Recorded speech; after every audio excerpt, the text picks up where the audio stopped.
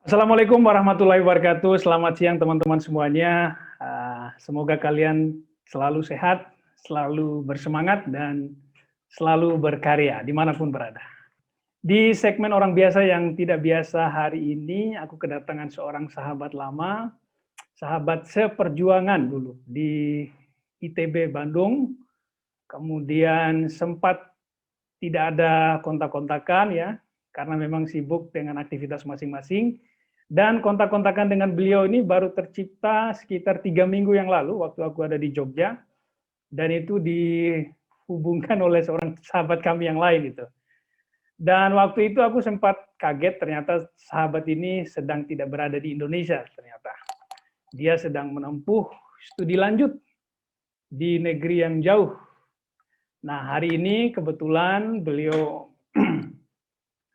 ada waktu untuk sharing-sharing pengalaman atau cerita bagaimana dia bisa berada di negara tersebut, apa yang sedang beliau ikhtiarkan sekarang, dan sebagainya. Dan aku rasa ini menarik dan penting juga untuk di-share ke banyak orang di Indonesia, siapa tahu punya minat atau ketertarikan yang sama, dan semoga juga informasi-informasinya nanti bermanfaat untuk kita semua. Oke, kita akan berkenalan dengan seorang sahabat saya. Saya undang dulu dia ya, sebentar.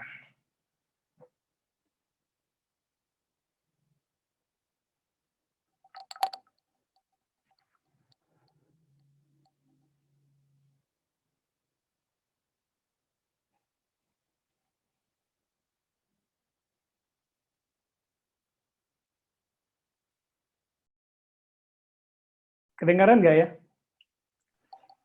Sudah? Oke. Assalamualaikum warahmatullahi wabarakatuh. Selamat siang, Mas Fajlur. Siang, Mas Deo. Oke, di sini siang ya, tapi di sana masih pagi ya. Ya, di sini masih jam 9, Mas Deo. Kalau di 4 jam, jam lebih cepat Jakarta daripada Qatar. Oke, bahagia sekali nih bisa silaturahim lagi ya. Kita itu kontak-kontakan sejak 3 minggu yang lalu ya, waktu aku di Jogja. Jadi Betul, sebenarnya ini thanks to Kang Abil ya. baik. Thanks to Kang Abil yang sudah connect kita pagi ya. Jadi teman-teman, ini sahabat lama saya sebenarnya ya, Mas Muhammad Fajlur Syarif, yang sekarang beliau sedang menempuh studi PhD S3 di Qatar ya. Sebelumnya Mas Fajlur S1 di UIN Syarif ya, UIN Jakarta ya. Kemudian S2 di UK. Baik, alhamdulillah saya melanjutkan studi MBA Islamic Banking Finance di Bangor University di UK dengan beasiswa LPDP. Oke, dan sekarang sedang menempuh studi S3 di Qatar. Baik, alhamdulillah sekarang menempuh studi pendidikan Islamic Finance and Economy PhD. Insyaallah tahun pertama kemarin mulai di bulan Agustus.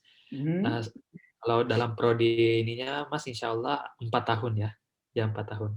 Dengan beasiswa Qatar Foundation. Qatar Foundation Scholarship. Oke. Oke, sebelum kita ngobrol-ngobrol soal beasiswa nih, boleh diceritain dikit nggak gimana kehidupan di Qatar? Sebelumnya kan Mas Fajlur di UK gitu ya, apa sih yang paling beda banget gitu? Yang jelas di Qatar nggak ada salju ya. Oke, silakan ya. Jadi alhamdulillah kemarin kami start di bulan Agustus. Yang pertama namun masih online, dan setelah pengurusan beberapa berkas-berkas administrasi dan lainnya, alhamdulillah kami mulai studi offline di Qatar pada saat di September, meskipun karantina dilakukan selama 10 hari ya. Jadi alhamdulillah kehidupan di Qatar kami sangat senang, Mas, karena memang sedikit berbeda ya pada saat tinggal di UK. Kalau di UK kan musimnya musim dingin ya, di sini lebih cenderung musim panas. Namun ada musim dinginnya tapi tidak salju. Nah, sekarang itu musim sudah masuk pada musim dingin ya, tapi musim dinginnya kayak angin-angin gitu. Tidak begitu. Ya. Kalau musim panas yang paling ekstrim berapa? Berapa derajat? Bisa 42, bisa 45. Itu nanti 42, pada saat 45 derajat. Wow. Kemarin. Tapi kita sebagai orang yang datang dari negeri tropis itu nggak terlalu ini ya, Udah biasa Ya, panas ya. di Indonesia juga seperti itu di Jakarta. Tapi paling panas sekali itu pada bulan Juli sampai ya Mei, Juni Juli lah ya. Oke, oke, Panas oke. biasanya. Oke, mungkin kita langsung saja ya, Mas Fajrul. Teman-teman mungkin belum banyak yang tahu nih tentang beasiswa ini ya. Kalau kita lihat beasiswa lain ya, seperti Ya, LPDP, Australia Awards, kemudian eh, dari Amerika apa namanya, beasiswa amin. Fulbright, kemudian DAAD, kemudian dari Jerman, kemudian Chevening dari UK dan sebagainya itu kan sudah sangat familiar sekali. Tapi yang dari Qatar Foundation ini memang agak masih belum ini ya informasinya bagi sebagian kalangan gitu ya. Mungkin bisa diceritain dulu sedikit ini beasiswa apa, siapa yang menjadi sponsor utamanya, kemudian targeted areanya, ini mungkin bisa diceritain dulu. Silakan. Oke, jadi program studi yang kemudian saya jalani sekarang itu disponsori oleh langsung Qatar Foundation Scholarship. Jadi di Qatar itu ada beberapa universitas-universitas yang kemudian menjadi daripada bagian member of Qatar Foundation. Jadi di sini di Qatar itu ada namanya Education City. Jadi Qatar itu punya visi untuk membangun peradaban di mana berbasis teknologi, riset, sama edukasi. Maka disebutlah Education City. Nah, Education City ini kenapa menarik? Karena di sini ada beberapa universitas. Di antaranya ada universitas yang dari UK, begitupun dari Amerika yang kemudian terbentuk dalam hal ini kemudian ada basisnya di Qatar. Di antaranya itu ada UCL yang dari London itu di Qatar.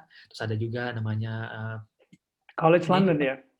ya UCL, ada juga ini Northwestern University in Qatar yang basis di Northwestern, ada juga Texas A&M University in Qatar, ASC Paris, ada juga Weill Cornell Medicine Qatar, ada Carnegie Mellon University Qatar, ada Carnegie Mellon, Gibbs, yes, ya, I know. ya, Itu kan jadi Amerika punya ya. ada juga FCU Arts Qatar. Jadi beberapa universitas terkemuka kayak di London, di Paris, di Amerika itu punya basis di Qatar. Jadi mereka kerjasama sama Qatar Foundation. Nah, jadi beberapa di antara universitas tersebut mendapatkan beasiswa langsung dari Qatar Foundation. Nah, kebetulan saya kuliah di Hamad bin Khalifa University. Kalau bisa dibilang Hamad bin Khalifa University ini adalah regional university. Jadi universitas memang betul-betul dari Qatar. Nah, inilah yang yang grassroots yang akan dibuat dari Qatar di sini. Jadi di Hamad bin Khalifa. Jadi inilah yang merupakan universitas yang dibangun ini raja ya. Seperti itu. Jadi ada sangat-sangat banyak ini college-college yang ditawarkan Hamad bin Khalifa University ini. Di antaranya ada College of Islamic Studies, ada College of Humanities and Social Science, ada juga College of Science and Engineering, College of Law, ada College of Health and Life Science, dan ada juga College of Public Policy. Kebetulan saya di College of Islamic Studies. Di College of Islamic Studies ini menerapkan beberapa jurusan. Dan salah satu di antaranya adalah Islamic Finance. Kebetulan saya di Islamic Finance and Economy. Dan ini menariknya itu, Mas Deo, perlu kami sampaikan bahwa menggunakan bahasa internasional yaitu bahasa Inggris. Pengantarnya bahasa Inggris ya. Terus pengantarnya juga perkuliahannya, Mas. Karena hanya sedikit dari college kami ini cuma ada di Fiqh Society itu hanya menggunakan bahasa Arab full. Tapi selainnya itu menggunakan bahasa Inggris. Oke. Kemudian untuk negara-negara yang menjadi target dari pemberi beasiswa ini, Indonesia salah satunya, kemudian jadi Hamad bin Khalifa University ini dan beberapa universitas di Education City itu tidak membatasi dari negara mana saja. Mereka yang penting qualified, orangnya qualified, dan memenuhi persyaratan buat mereka, insya Allah bisa tembus. Jadi kami menemukan banyak, kalau berdasarkan data yang kami terima, data yang kami lihat di website HBQ, itu ada sekitar 60 lebih nationalities yang sekolah di Hamad University. Jadi mereka memang tidak membatasi negara mana saja yang bisa. Yang penting mereka bisa qualified. Oke, untuk program yang ditawarkan degree-nya gitu loh. Sekarang kan Mas Fajrul lagi mengambil pendidikan S3 ya, lanjut pendidikan S3. Untuk S2 juga ada ya, atau S1 mungkin? Kalau di SBQ ini karena mereka memang membangun grassroots sebagai riset universitas. Jadi yang ditawarkan saat ini hanya master dan doctoral. Jadi kalau memang ada yang tidak beasiswa ataupun ada yang beasiswa ataupun tidak, tapi di Hamad bin Khalifah cuma master dan doktoral. Tapi di universitas yang lain, yang di Education City ini ada yang S1. Jadi kalau S2, jadi seperti itu Mas Tio, jadi master dan doktor. Nanti dokternya itu ya hanya semua dokter Mas, karena ada hanya beberapa college yang menawarkan studi doktor. Oke. Kemudian nih buat teman-teman yang mungkin tertarik juga nih untuk belajar di Qatar gitu ya, kira-kira apa nih yang harus mereka siapin? Oke, pertama itu Mas, di seleksinya itu dua seleksi. Pertama adalah seleksi administrasi. Selanjutnya nanti ada namanya seleksi interview. Jadi perlu kami sampaikan bahwa seleksi administrasi ini diantaranya kita membuat personal statement, habis kita juga akan mengisi CV. Nah, mengisi CV-nya itu nanti ada form sendiri dari SBQ. Jadi kita apply di situ, kita akan menuliskan tentang kita. Namun kita juga harus menyiapkan soft copy CV dan yang nanti akan diupload. Nah, ini CV-nya nanti kami jelaskan secara detail apa saja yang memuat CV tersebut. Habis itu ada namanya official transcript ijazah kita ya. Kalau melamar berarti ijazah S1, S2, tapi kalau melamarnya S2 berarti cukup ijazah S1. Tentunya bisa berbahasa Inggris ataukah berbahasa Arab, tergantung universitas kita sebelumnya. Nah, habis itu ada beberapa jurusan yang mensyaratkan GMAT atau GRE. Nah, jadi IELTS, ada TOEFL, TOEFL-nya IBT, ya IBT ya. Habis itu ada GMAT atau GRE. Jadi tidak semua mereka menerima GMAT atau GRE. Dalam hal ini tidak semua mereka mensyaratkan GMAT atau GRE. Jurusan-jurusan terkhusus ya, kayak biomedicine, kayak Islamic finance, kayak supply chain. Jadi ada beberapa dan tidak semua. Begitupun biasanya GMAT GRE ini hanya untuk S2, S3 ya. Kalau S2 sepertinya tidak. Ya, tapi ada juga sepertinya ya. Tergantung jurusan yang dituju. Habis itu yang terakhir adalah recommendation letter. Nah, recommendation letter ini adalah yang dibuat satu dari academic reference, yang satu dari tempat kita bekerja. Nah, jadi ada dua rekomendasi berupa reference letter. Nah, reference letter ini dikirimkan oleh langsung referee langsung mengirimkan ke universitas. Jadi ada alamat email yang kemudian dicantumkan oleh universitas untuk dikirimkan langsung oleh referee. Setelah itu kita lulus seleksi administrasi, maka kemudian kami dipanggil untuk interview. Nah, interview ini menariknya itu cuma 15 menit. Nah, 15 menit ini tapi sangat powerful, karena disinilah titik kita menunjukkan kemampuan kita. Kita akan diinterview oleh beberapa profesor, dan ya, ada yang menggunakan bahasa Inggris, ada juga yang menggunakan bahasa Arab. Jadi tergantung kita jurusannya apa. Nah, habis itu baru kita akan menerima surat letter of acceptance LOA. Nah, perlu kami sampaikan bahwa LOA ini nanti ada yang berbasis full scholarship, ada yang partial scholarship, ada juga yang tidak scholarship. Tapi mostly dari international student itu full scholarship. Oke, sebelum lanjut, saya mau gali sebentar ya. Untuk Qatar Foundation sendiri ada perwakilannya di Indonesia ya? Jadi atau langsung apply ke sana kita? Kalau ini kemarin sih kami langsung apply di universitas yang dituju. Nanti universitas yang dituju yang memberikan. Universitas yang dituju kan bagian dari member of Qatar Foundation. Nanti Qatar Foundation lah yang membayarkan kampus itu. Kemudian untuk proses interview dan sebagainya, jarak jauh? Ya, interviewnya online. Oke. Nanti dikasih waktu untuk online, ya Webex ya, dia menggunakan aplikasi Webex. Iya. Kemudian untuk teman-teman yang misalnya fresh graduate, apakah juga memungkinkan untuk bisa apply Qatar Foundation Scholarship? Apakah harus sudah punya pengalaman kerja 2 tahun atau setahun dan sebagainya? Tidak ada batasan bahwa apakah dia bekerja atau tidak. Yang jelas dia memenuhi kualifikasi, karena mereka tidak hanya menilai dari pekerjaan, tapi juga menilai publikasi kita, ataukah misalkan award-award yang sudah kita terima sebelumnya, dan pengalaman organisasi. Nah, itu menjadi kita sebagai pendukung ya. Oke. Kemudian apa saja item-item yang memang ditanggung gitu oleh beasiswa itu sendiri? Oke, baik. Jadi Di sini itu pertama yang ditanggung itu adalah kami jadi ada namanya tuition fee ya. Tuition fee ini Hmm, adalah kampus yang yes. kemudian ditanggung. Ya, habis itu juga ditanggung ya ininya eh, housing. Jadi housing itu Hmm, kamar, kita tinggal di sebuah housing, student housing ya. Jadi student housingnya ya. ada female, ada male ya. Nah, Hmm, nanti itu kita tidak membayar lagi ya housing-nya hmm, karena sudah ditanggung oleh Qatar Foundation. Dan di housing-nya ini bermacam-macam, tidak hanya Universitas HBQ, tapi universitas-universitas yang bagian daripada Education City. Terus kita hmm, juga nanti diberikan uang saku, habis itu hmm, kita juga diberikan tiket pulang pergi ya sekali setahun ya. hmm. Menggunakan pesawat Qatar Airways, sama paling itu Mas yang kalau beasiswanya ya. Ya, ya.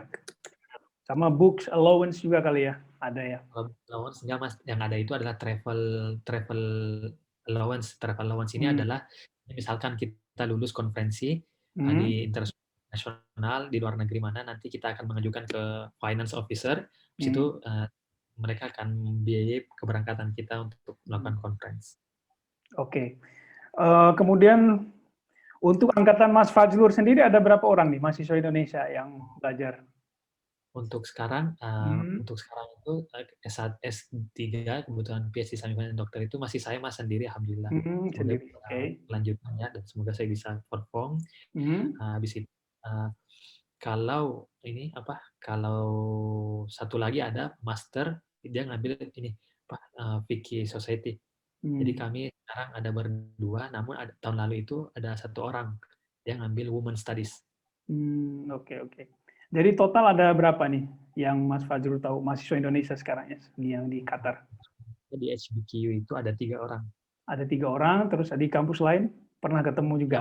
Yang ada di Qatar University. Di Qatar Hmm, University itu ada yang satu orang yang sedang melanjutkan apa yang sedang S1, ada juga hmm, yang program bahasa. Program bahasa ini tiap tahun ya, jadi ada beasiswa dari Qatar University khususnya ya terkait mereka yang ingin belajar bahasa Arab bagi non native speaker. Dari beberapa ini orang Indonesia sering, bahkan ada hmm, sampai 10 orang tiap tahunnya yang melakukan studi belajar bahasa Arab khususnya hmm. speaker ya selama 1 tahun itu juga beasiswa. Nah, jadi mereka Berarti masih sangat sedikit sekali ya mahasiswa Indonesia yang belajar ya? sangat sedikit sekali yang kemudian Hmm, belajar di Qatar. oke. Untuk masa pendaftaran beasiswa ini sendiri berapa kali nih? Berapa gelombang gitu dalam setahun? Jadi dalam 1 tahun itu mereka membuka startnya itu di November. Jadi start di November ya. November. Oke, nanti apa enrollment-nya itu terakhir di bulan Hmm, Februari tanggal 1. jadi sekali setahun ya? Penerimaannya Start sekali setahun? international applicant. Tapi kalau resident of Qatar yang tinggal di Qatar, baik nasional Hmm, atau permanent, itu terakhir itu per tanggal 15. Biasanya hmm, bulan Maret. oke, oke. Oke, kalau untuk linearitas disiplin ilmu yang diambil itu berpengaruh nggak ya? Misalnya ada Untuk teman misalnya yang ingin loncat nih pindah jurusan gitu. kalau sejauh ini Mas tidak ada larangan ya. Yang jelas itu apa? Dia cuma menyebutkan biasanya college-nya itu ataukah Hmm, requirement-nya itu mereka misalkan related to business ataukah related to apa. Jadi tidak membatasi harus jurusan ini tidak. Jadi di situ disebutkan misalkan Islamic Finance bisa yang bisnis, bisa yang law, hukum. Jadi hmm, tidak ada batasan ini. Karena oke, teman oke. saya jurusan Arab Linguistik, dia sekolah di Vicky and Society. Nah, Hmm, otomatis tidak linear ya, tapi bisa. Jadi tidak ada batasan antara cross cross jurusan ya. Perlu kami hmm, sampaikan, hmm, jadi di CV-nya itu nanti memuat terkait academic qualification, professional experience, kalau hmm, ada publikasi, research project yang pernah dilakukan, kalau ada academic award atau honors, sama conference presentation. Nah itu kan, jadi mereka tidak hanya menilai GPA kita hmm, pada saat kuliah, tapi juga melihat apa saja yang sudah kita lakukan sebelumnya. Nah menariknya juga sini Mas Dewa adalah hmm, mereka yang sudah kuliah di luar negeri, misalkan di negara yang berbasis Inggris, mereka sudah hmm. tidak wajib menyertakan lagi IELTS. Oh Nah kemarin begitu ya. menyertakan IELTS lagi karena kemudian S2 saya di Inggris. Nah habis Hmm, itu mereka kuliah yang bahasanya memang bahasa Inggris ya. Sudah tidak, mereka punya dispensasi privilege untuk tidak menyetorkan lagi AIS-nya. Nanti paling dia menyetorkan GMAT atau KJRI sesuai dengan Oke, itu yang terkait berkas-berkas ya. Kemudian, yang terkait dengan kurikulum vitae ya. Kemudian untuk yang interview tadi bisa di breakdown lagi nggak? Yang cuma 15 menit itu apa aja tuh? Penasaran juga ya.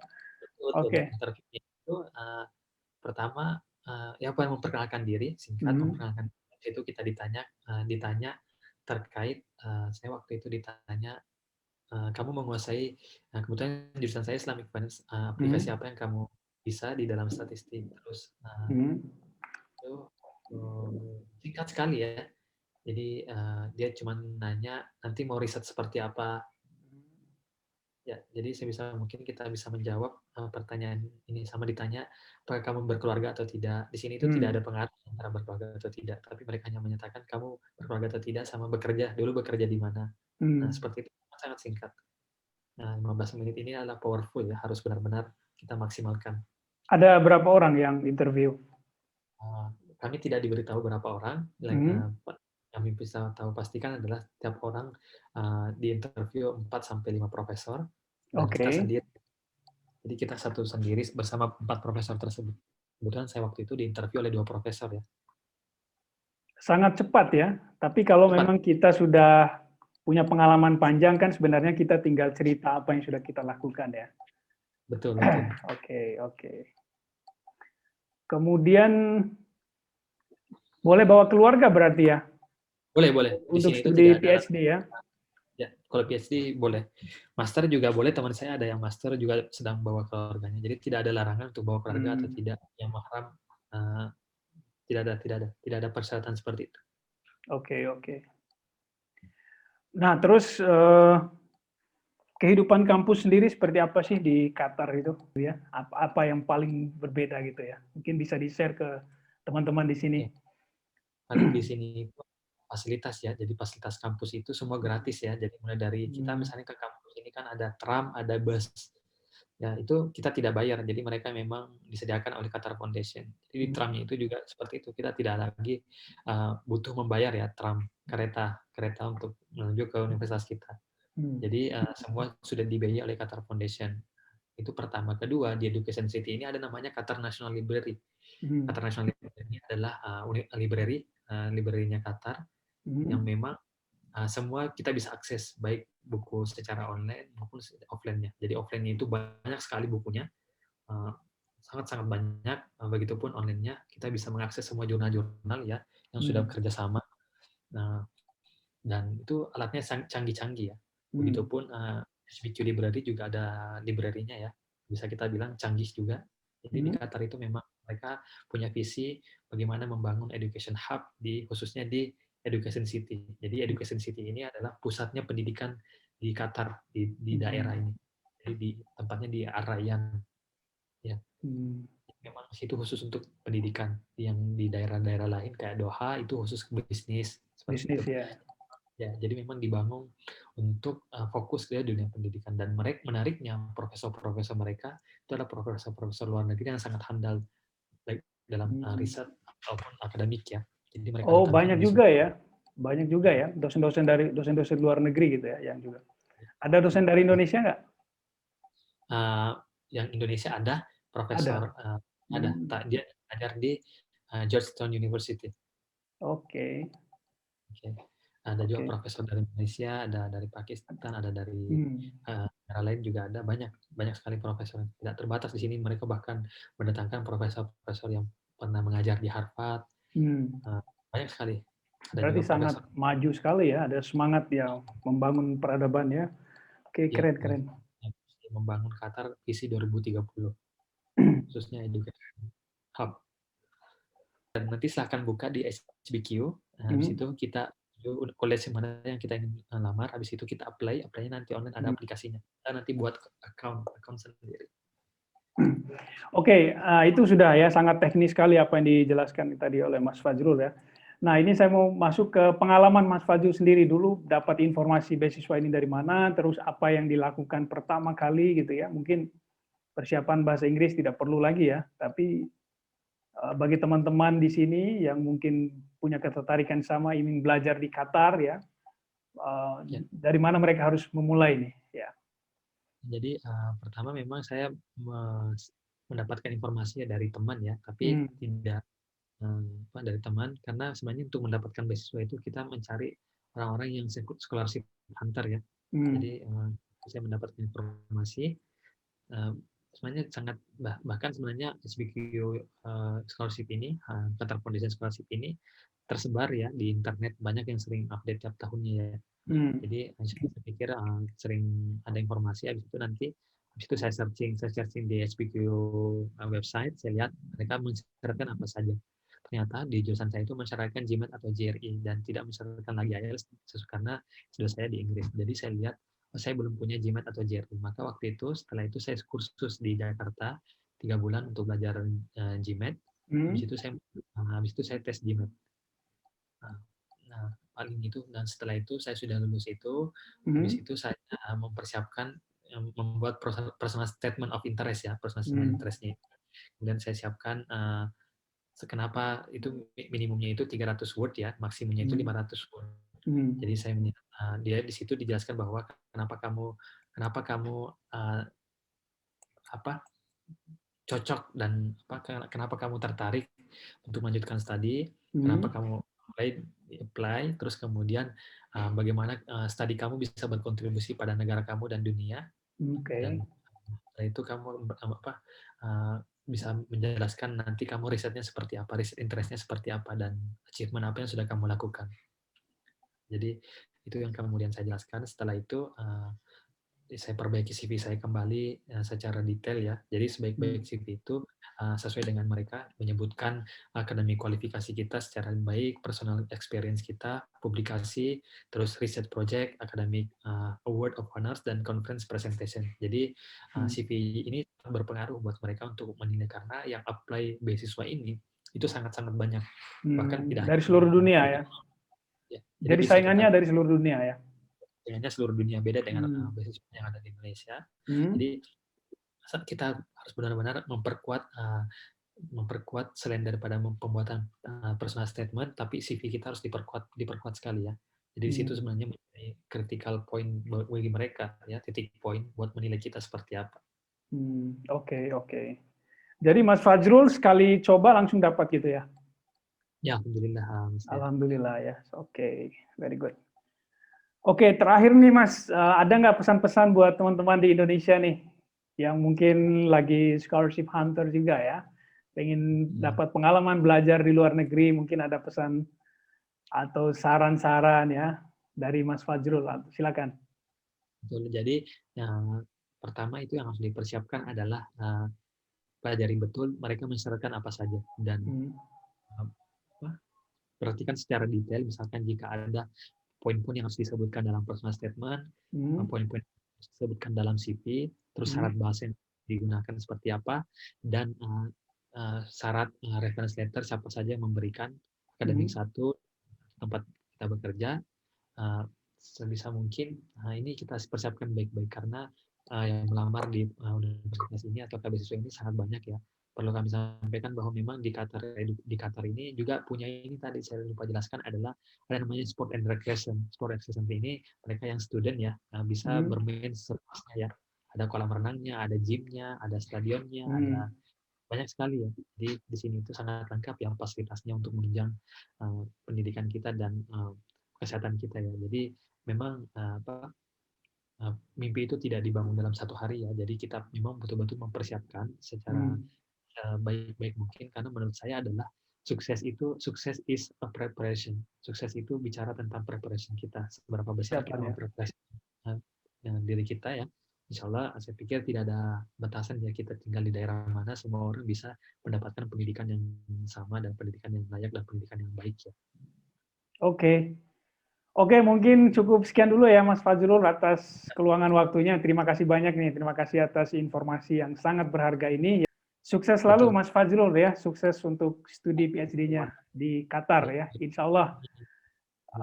Semoga kita ada kesempatan buat ketemu offline nanti ya. Oke, terima kasih. Assalamualaikum warahmatullahi wabarakatuh. Sukses selalu Mas. Ya. Mas Deo juga. Terima kasih.